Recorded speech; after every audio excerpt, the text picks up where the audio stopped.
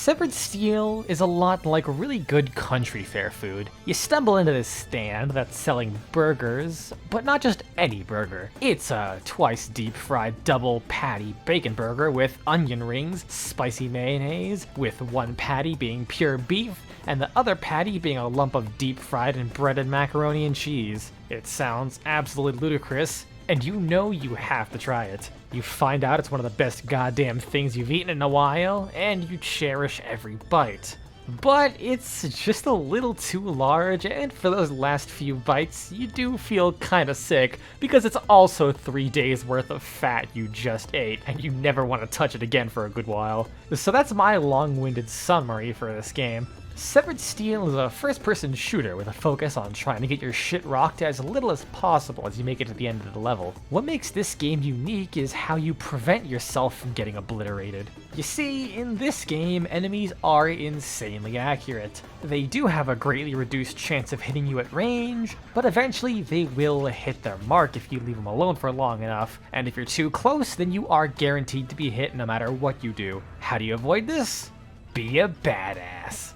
That's it. Every action you do in this game provides you with some amount of invincibility, and this extends to pretty much any action. So, if you wall run, iframes. Slide and dive, iframes. Did you double jump? Well, most people can't, so that's cool enough for me. Iframes. The only time you don't have iframes is when your feet are on the floor, or you've just been in the air too long without doing something extra cool. So you'll spend almost all of your time constantly on the move and looking for shit to parkour off of. You actually have a pretty comprehensive moveset to work with for all the situations you'll be dealing with. As I mentioned, you do have a wall run, slide, and double jump. These function pretty much exactly how you'd expect. But there's an extra maneuver called the dive. This is like a triple jump mixed with an emergency escape. While you're on the ground, you'll leap forward and move up slightly while entering a very long slide animation with full iframes until you stop. This allows you to easily move over anything chest high, meaning you can do cool guy action shit like diving through high up windows and over desks or railings. And yeah, it shatters the windows when you dive through them. When used in the air, you pretty much do the exact same thing, allowing you to free fall with pure iframes while getting an extra jump out of the deal. The downside is the dive cannot be chained with any other movement. You can't jump out of the dive, you can't dive into a wall and wall run out of it either. You can only cancel the dive once you hit the ground, which instantly ends the invincibility. You have to either be far enough away from the enemy so that they likely won't hit you when you cancel the move, or just make sure everything's dead. Thankfully, you get plenty of time to do it because this game features a slow motion function that is so vital to actually hitting anything that it was bound to the right mouse button. You move super fast in this game, so hitting anything without liberal use of the slow motion is extremely hard. On the bright side, anytime you would have iframes, you also have infinite bullet time, and it's refreshed based on the kills if you do happen to expend it. Keep in mind, it isn't like bullet time in other games where it slows enemy projectiles disproportionately, so you're practically in god mode. You can and will still die if you don't have iframes active. This is purely just to give you time to line up shots. And that is admittedly one thing I'm not a huge fan of. It's not really a slight against this game because it's kind of mandatory due to the speed and the focus on mobility, but it does kind of take away from some of the satisfaction when you just have so much time to line everything up. You pretty much spend half this game in slow motion because otherwise you'd blow through your limited ammo like mad. Don't get me wrong, it's still satisfying, but it gets used a bit too much over the course of the game. And your mobility isn't entirely just to avoid getting shot or traverse the arenas. The slide is capable of knocking over or even killing enemies if you go fast enough, which can be achieved by sliding down slopes, since they affect your speed. Not something you use too often, but if you run out of ammo at a bad time, diving into someone to kick them over and steal their backup gun is always a good move. And before I continue with how the game plays, it's important to mention the perspective I'm coming from. There's a number of difficulties in this game, and it's probably the most significant jump in any difficulty that I've seen in recent times. I decided to play it on the highest difficulty because it's not an FPS for me without a little trial and error of sticking my hand in a box hoping it's not full of needles. On Molten Steel, you die in one hit. There is absolutely no leeway here. If you are within 20 feet of an enemy and you do not have iframes, there is an 80% chance you'll be restarting that level. Thankfully, it resets pretty quickly, and levels in general are very short. A single level that'll normally take someone about 2 minutes can end up taking me about 20 to 30 from sheer retries. This game is only about 4 to 5 hours long, but it took me 12 hours. My friend who beat the game on normal didn't even get the 200 headshots achievement. I got that by stage 4. So a lot of what I say is influenced by how hard this game is. There's plenty of difficulty options to pick, thankfully, just don't do Molten Steel unless you really have the patience of a saint. Normally, this game is a fairly loose first-person shooter since you're mostly focused on how you move rather than the stresses of aiming, and you're also able to heal by killing enemies. But on Molten Steel, this game turns into Super Hotline Miami, as a friend called it. You focus more on learning the layout, the timing of where enemies are going to come out, and how they react to sound. And learning the layout can actually be really important for more than just learning where not to be, because this game has one last trick up its sleeve. The entire level is destructible.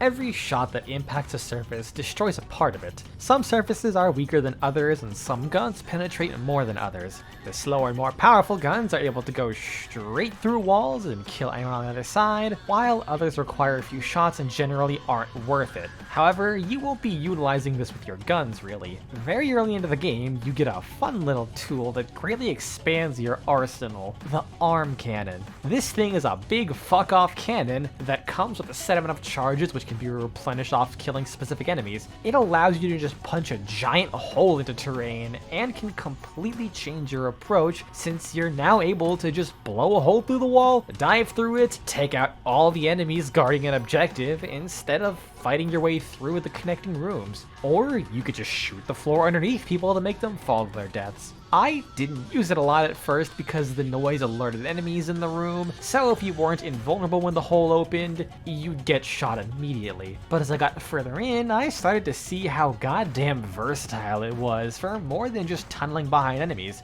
But admittedly, with the way the levels were designed, it kind of felt more like a gimmick that ended up breaking levels more than improving upon them. But it was a pretty fun gimmick to break things with either way.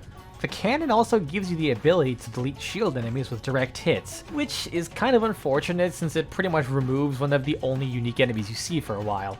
Generally, ammo won't be much of an issue with this thing outside of the occasional level that doesn't really have any enemies you can recharge it off of.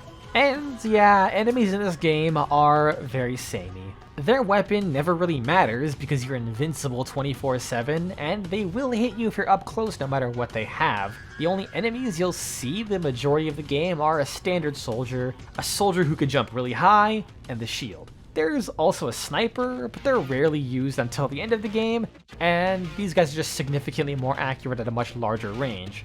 Later on, you do see more enemies that kind of feel different, but are still a bit bland because of how absolute this game is. There's an enemy who has a scanner which will fire at you the very frame you aren't invulnerable. There's a flying unit, a flamethrower unit that's very tanky unless you shoot their back, and another tanky explosive unit. The explosive unit is the most interesting since it actively fucks with you by destroying terrain as it tries to kill you. If you don't kill it quickly enough, it can make wall running and sliding much harder with all the holes everywhere. The flamethrower is similar, but without concentrated fire on the wall, it only really does surface level damage. So overall, what enemies you face rarely matter.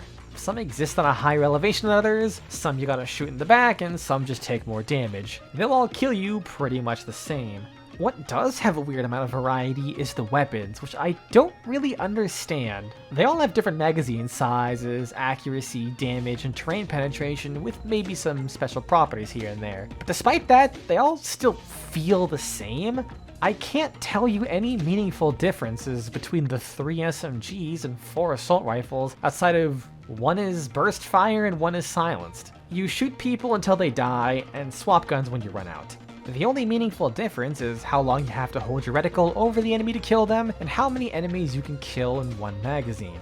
And even that last part can vary because you don't really reload in this game on account of your character being an amputee. Instead, you pick up weapons off of enemies, which is cool except for the fact that you tend to pick up weapons that they were using, which includes the missing bullets from them firing at you. So sometimes you'll be out of ammo, kill a guy, steal his assault rifle with only 3 bullets left, and die because that's not enough to kill anything.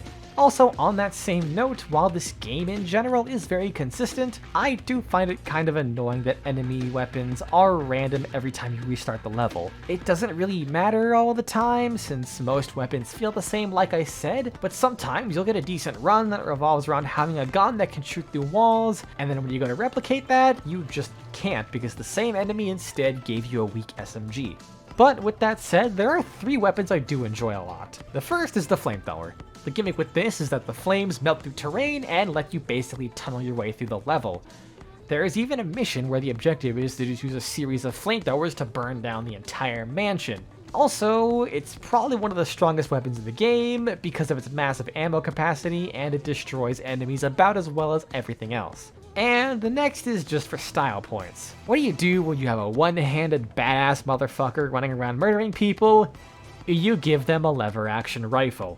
The best part is that this is the only weapon with any kind of animation for shooting it. Every single gun is held and fired the exact same way, except this one. And it's only seen in one level because you start with it and no enemy drops it. Unless there are secrets I'm missing, since this level has the next weapon I was gonna mention hidden in a secret, which I didn't even know this game had. It's just a Mauser pistol. There's a secret broom handle pistol for some reason. This gun fucking sucks and I love it. I don't understand why it's there, it just entertains me way too much. So that's pretty much the gist of the game. The only thing that changes is whatever gimmick the level has you take part in. Most levels just require you to destroy a thing and get out.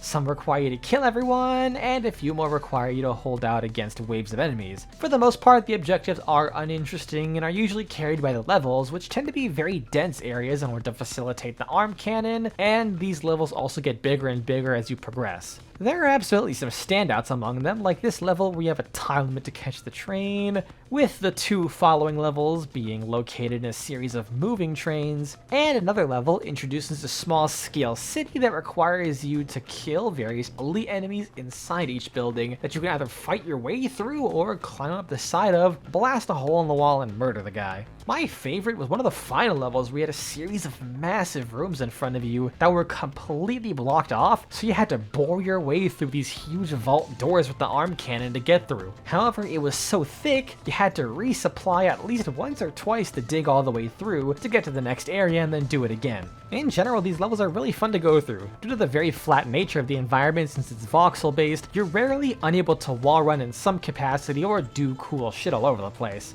I can't really overstate how good this game feels to pull off sick shit. It might get a bit dull by the end, seeing as it doesn't truly evolve much outside of the objectives being more grandiose and complicated, but until that point, this game is a fucking banger. The game also ramps up in a really satisfying way. At the beginning, it's pretty easy and slowly works its way up until by the end, shit was so crazy that even resorting to a technique that gave you near 100% invincibility uptime without a wall wasn't enough simply because there were so many enemies. The one frame I was vulnerable for was enough to take a hit and kill me. Outside of the game kind of burning itself out, the only other issues I really had with it is just general game jank. Because your slide speed is dictated by slopes, this means going up slopes also shortens your slide and dive durations, which makes sense. Avoid slopes. But it can happen if you end up sliding into a hole your cannon made. Naturally, on the difficulty I play, something like that is an automatic retry whether I want it or not. Ledges also aren't fun because climbing up ledges is automatic and will instantly end your iframes.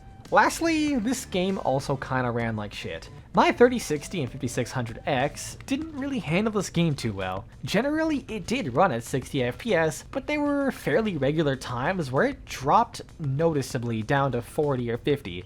When I went back to finish the last quarter of this game during another session, I ended up turning on RTX, just kind of for the hell of it. And I can't blame the game for this, but man, it took an even harder shit than it usually did, and it looked no different whatsoever, I should add.